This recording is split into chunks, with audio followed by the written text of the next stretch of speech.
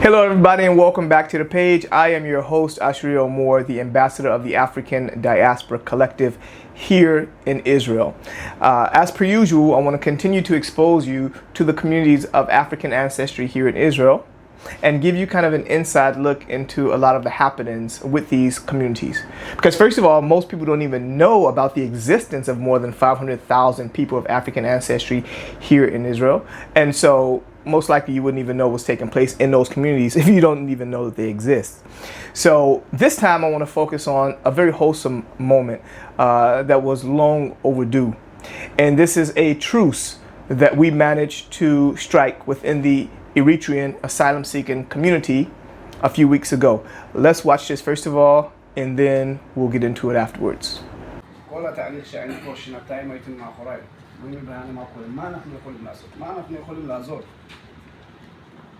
אין מצב שהקהל שלנו או האחים שלנו יפלו לדבר הזה.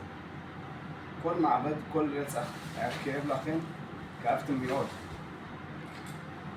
אני מבטיח לכם, הדבר הזה לא יקרה, לא יחזור לעצמו.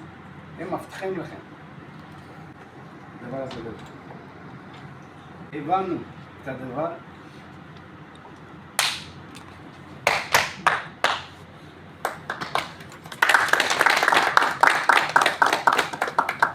הבנו את הדבר, שגורמים, לא רוצה להגיד לבנים יש פה לבנה, הגורמים האחרים נכנסים בתוך עצמנו, הם עדיין מנסים לעשות הכל להבעיר את הדבר הזה. אני חושב שכל הקהל שלנו הבין עכשיו, הגיע למצב הזה. אפשר להתפקח פוליטי, אפשר להריב בפוליטי, אפשר לעשות הכל, עושים בכל העולם. אבל אנחנו יכולים לעשות בשבילה. מנהיג אמיתי, לא לוקח את הקהל שלו, בשטח יגיד להם תלחמו. מנהיג אמיתי, מביא את הקהל שלו בשולחן, תדברו. זה מה שאנחנו נעשה. אני מבטיח, אני בטוח. למה אני מבטיח בטוח? כי אני מאמין להם כולם אחד אחד. שנתיים לעבור כל יום אחד, לדבר עם כל אחד אחד, שנתיים שלם, אתה מכיר אותו יותר מעצמך. אנחנו יכולים, אנחנו עברנו על בית טראומות. לא מבינים זה שיש לנו טראומות. הטראומות מבינים אותנו, האנשים מבעירים את הדבר הזה. אז אני חושב שאנחנו היינו דוגמה לעולם, כאריתריאים בעולם. דוגמה, כל מי שאתה הולך, שאתה אומר אני אריתריאי, מחכה ללמוד ממך. כמו שאתה רואה, כל השגרירים האפריקאים שאנחנו יושבים מדברים איתם פה, אומרים לנו, אריתריאים, מה הסודות שלכם? אבל 2023, 2024, לא באו לטובתנו. אני חושב ש-2025 תסגור את הדבר הזה, לא יקרה, ואנחנו נפתח לכם.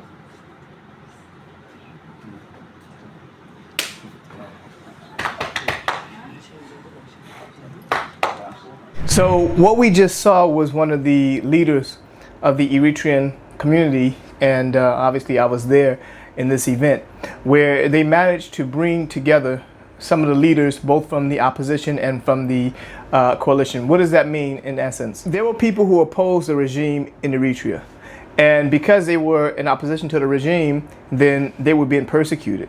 And so as a result of that persecution, then they fled Eritrea because even some of them were looking to forcibly induct them into the military to fight on behalf of the regime, on behalf of the government, when they oppose the government. And so obviously if they dodge the military service there, or if they oppose the regime outwardly, then that's their life basically.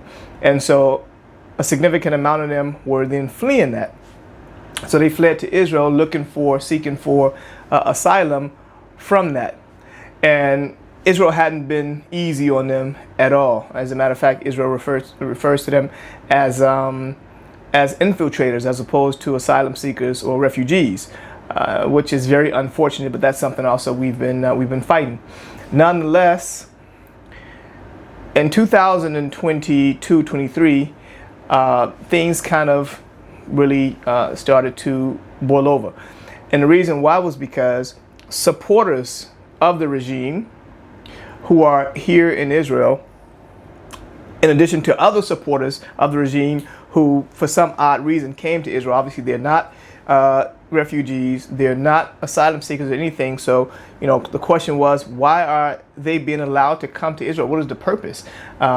And what we found out was that the purpose was that these people were coming to Israel to actually persecute and quiet and oppress the people who oppose the regime, because they were being very vocal about what's really taking place in Eritrea with this current regime. Because in Eritrea, they're controlling the media, they're controlling the information that's being let out, and so you don't really get a clear picture of what's really taking place on the grounds here. And so people who've been experiencing that, they've been very vocal about it here in Israel. But now the issue was that you have these supporters of the regime who are here in Israel, and they've been acting like nothing is taking place down there in Eritrea, even though you have these people who have experienced the persecution on their own skin. These supporters will act like nothing is taking place there, and they will continue to raise funds doing events in Israel, because obviously there are diplomatic relations still between Israel and Eritrea. So these people were still continuing to raise funds and do events and to kind of change the image of Eritrea in the media, or through the media here in Israel, to kind of give a contrast to what the people who are in opposition to the regime have been saying about what's taking place in Eritrea. And so this then caused infighting. Things kind of boiled over, and then a significant amount of them actually live in close proximity in South Tel Aviv. So for 2 years, they've been going out to the streets, actually having fist fights in the streets, large groups of people. Let's just watch it first, and then we'll continue. באדום זה בעד המשטר.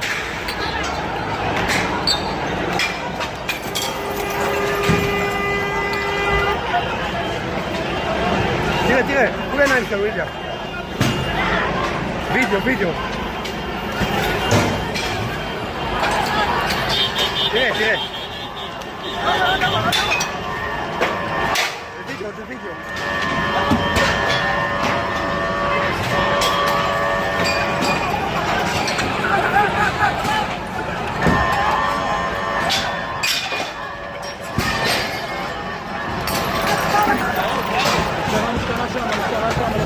איפה הרוגים? זה ראש הרוגים. זה ראש הרוגים.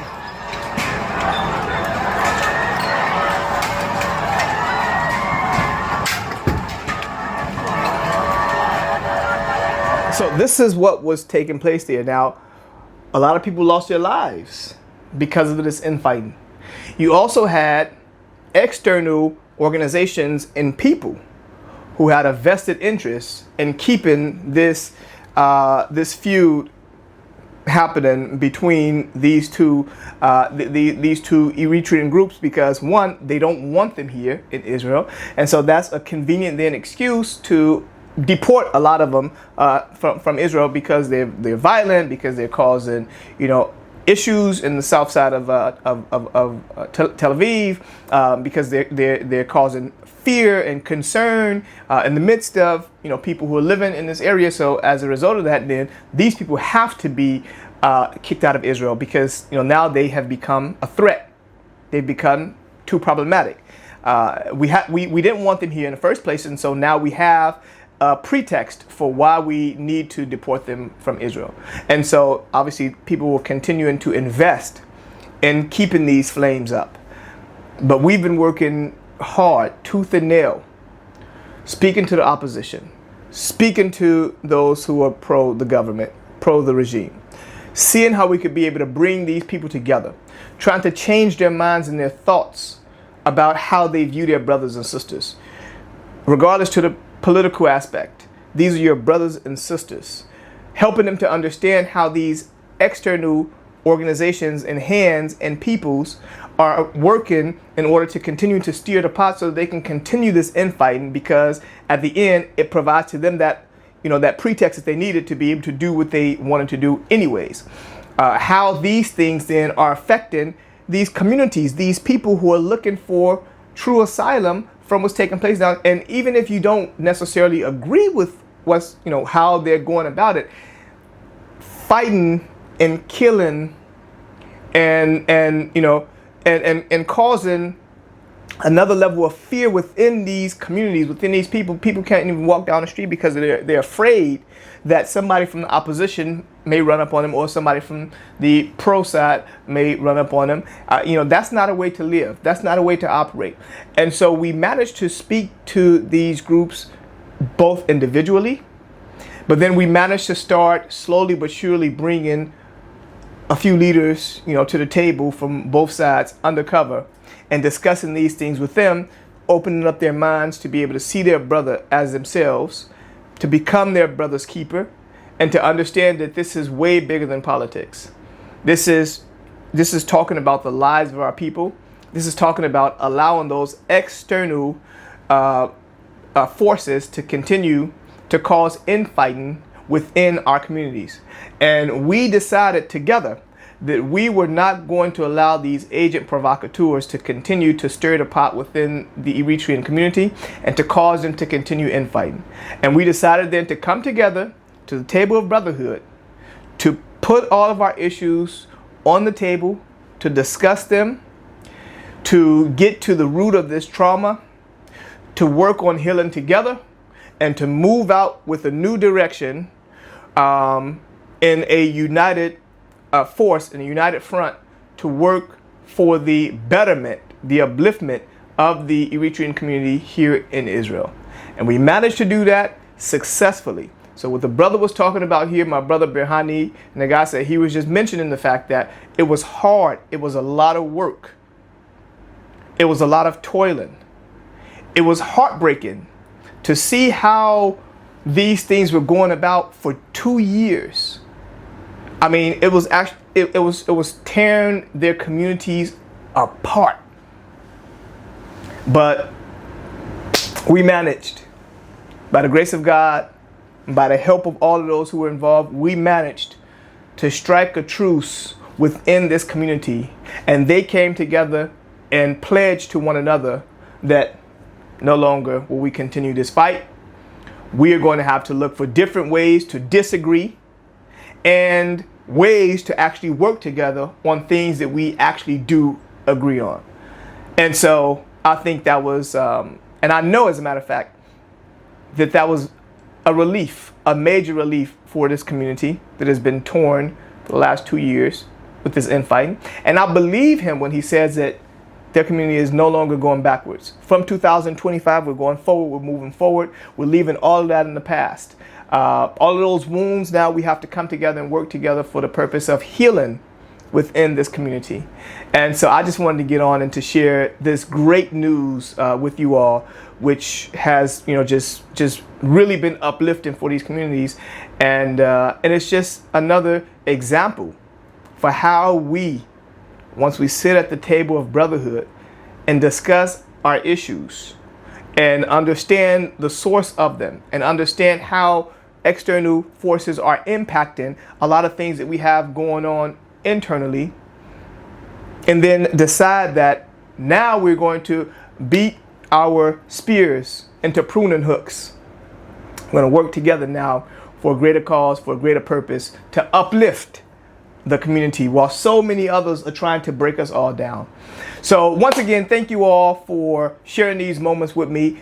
Don't forget to like, to subscribe, and if you're feeling what I'm feeling, to comment below. And see you next time. Thank you.